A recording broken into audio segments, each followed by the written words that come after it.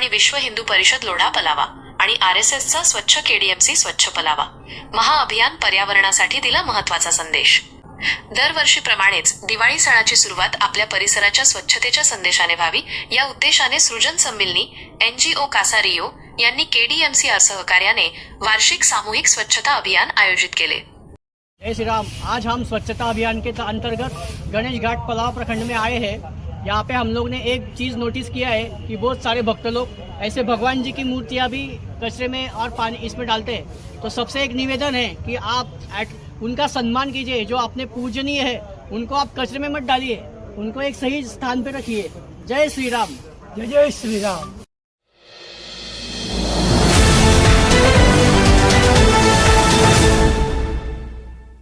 हे अभियान ऑक्टोबर 12 रोजी शिवप्रेमी गणेश विसर्जन घाट आणि आजूबाजूच्या परिसरात कासा रियो रोड येथे यशस्वीरित्या पार पडले।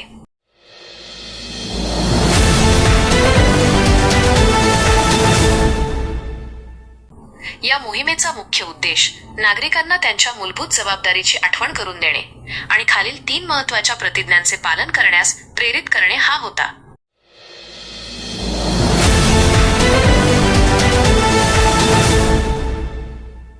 मी नेहमी घरातील कचरा पेटीतच टाकेन, उघड्यावर नाही।